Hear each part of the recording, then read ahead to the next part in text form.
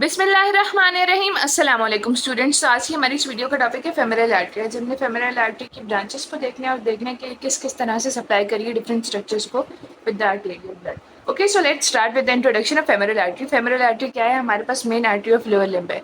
क्या है? Main artery of lower limb है जो मुख्तलिफ ब्रांचेस देगी टू सप्लाई द थाई और आगे नी जॉइंट के एनास्टोमोसिस में भी अपना रोल प्ले करेगी। तो let's start with the origin of femoral artery. Femoral artery शुरू होती है इंग्वाइनल लिगामेंट के पीछे से, posterior to the inguinal ligament. जब एक्सटर्नल आइलियक आर्टरी ट्रेवल करती है, कॉमन आइलियक की ब्रांच क्या है? External iliac. एक्सटर्नल आइलियक हमें पता है कि आर्टरीज जैसे जैसे अपना रीजन चेंज करती हैं वैसे वैसे अपना नेम भी चेंज कर लेती हैं। तो एक्सटर्नल आइलियक जब इंग्वाइनल लिगामेंट से पास करेगी तो इसका क्या नाम हो जाएगा? Femoral artery. फेमरल आर्टरी ये वाली जो जगह है हमारे पास फेमरल ट्रायंगल, क्या है ये? फेमरल ट्रायंगल पे 6 ब्रांचेस देती है। कितनी ब्रांचेस देती है? 6 branches. 3 superficial branches and 3 deep branches। 3 superficial and 3 deep branches। superficial branches कौन कौन सी हैं? superficial epigastric branch, superficial circumferential iliac branch, superficial epigastric और superficial pudendal। epigastric, pudendal और ये हमारे पास आइलिक ब्रांच देगी, ठीक है। और डीप ब्रांचेस कौन कौन सी देगी? डीप प्यूडेंडल ब्रांच देगी और कुछ मस्कुलर ब्रांचेस देंगी, वो भी डीप होगी। और इसके अलावा ये यहाँ पे बनाएगी हमारे पास डीप फेमरल आर्टरी। क्या बनाएगी? डीप फेमरल आर्टरी या फिर profunda femoral artery. Deep femoral artery या फिर प्रोफंडा फेमरल आर्टरी। तो इस तरह से हमारे पास 3 सुपरफिशियल और 3 डीप ब्रांचेस हो गई। सुपरफिशियल में कौन कौन सी थी?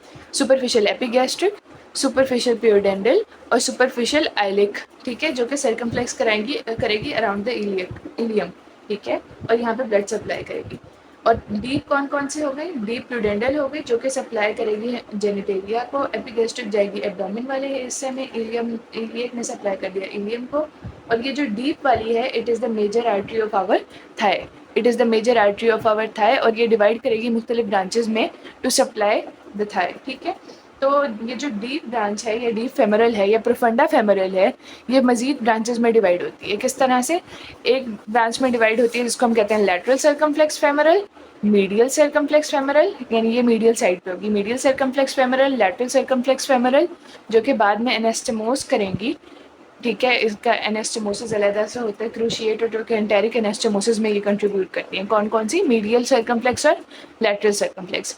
और एक और ब्रांच निकलती है जो कि ब्रांच ऑफ डीप फेमरल ही है। ये ब्रांच क्या है? हमारे पास descending branch of profunda femoral. क्या है? Descending branch of profunda femoral है। तो इसकी ये 3 ब्रांचेस हो गई और मजीद ये देती है परफोरेटिंग ब्रांचेस। ये जो डीप फेमरल है, ये प्रोफंडा फेमरल है, ये परफोरेटिंग ब्रांचेस देती है। 3 परफोरेटिंग ब्रांचेस देती है और उसके बाद 4th टर्मिनेटिंग ब्रांच देती है, ठीक है। ये जो परफोरेटिंग ब्रांचेस हैं ये भी एनास्टोमोस करती हैं। किस तरह से एनास्टोमोसिस करती हैं? ये जो फर्स्ट की डिसेंडिंग ब्रांच एनास्टोमोस करेगी सेकंड की असेंडिंग ब्रांच से। क्या होगा?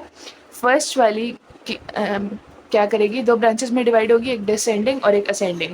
ये जो डिसेंडिंग ब्रांच है ये किस तरह से एनास्टोमोस करेगी? सेकंड वाली की असेंडिंग ब्रांच के साथ एनास्टोमोसिस करेगी और इसी तरह से ये पूरी एक चेन ऑफ एनास्टोमोसिस बना देंगी। क्या बना देंगी? चेन ऑफ एनास्टोमोसिस बना देंगी, ठीक है। और इसके बाद ये जो लास्ट वाली ब्रांच है इसकी डिसेंडिंग ब्रांच किसके साथ एनास्टोमोसिस करेगी? असेंडिंग जेनिकुलर आर्टरी के साथ क्या करेगी? एनास्टोमोसिस करेगी। असेंडिंग जेनिकुलर आर्टरी के साथ करेगी एनास्टोमोसिस, 4th की डिसेंडिंग ब्रांच, ठीक है। तो इस तरह से हमारे पास ये फेमोरल आर्टरी हो गई, इसकी ये ब्रांच हो गई प्रोफंडा फेमोरिस। और जब ये एडक्टर कैनाल में एंटर करती है फेमोरल आर्टरी, किस में एंटर करती है? एडक्टर कैनाल में। तो ये एक ब्रांच देती है जिसको हम कहते हैं डिसेंडिंग जेनिकुलर ब्रांच। क्या कहते हैं? डिसेंडिंग जेनिकुलर ब्रांच, जो कि बाद में काम आती है नी जॉइंट के अराउंड एनास्टोमोसिस करने में, ठीक है।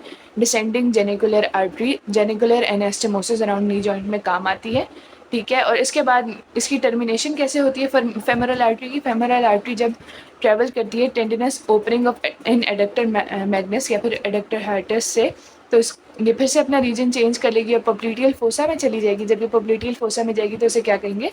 पोप्लीटियल आर्टरी कहेंगे, ठीक है।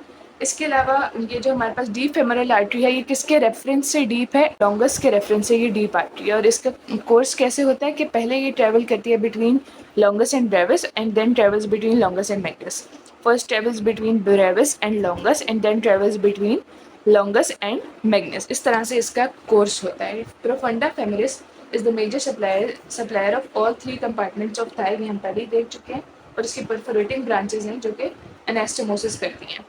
अब हमने ये देखा था कि जो डिसेंडिंग ब्रांच है ये किसके, जो फोर्थ की डिसेंडिंग ब्रांच है ये असेंडिंग जेनिकुलर के साथ एनास्टोमोसिस कर रही है। तो इसी तरह से ये जो फर्स्ट वाली की असेंडिंग ब्रांच होगी ये भी तो बाकी रह जाएगी, इसने भी तो एनास्टोमोसिस करना है, तो ये किसके साथ एनास्टोमोसिस करेगी, ये एनास्टोमोस करेगी to form the cruciate anastomosis. ये किस में पार्टिसिपेट करेगी, क्रूशिएट एनास्टोमोसिस में पार्टिसिपेट करेगी। Okay, so that's all for today. I hope you find this video useful. Stay tuned and subscribe to my channel.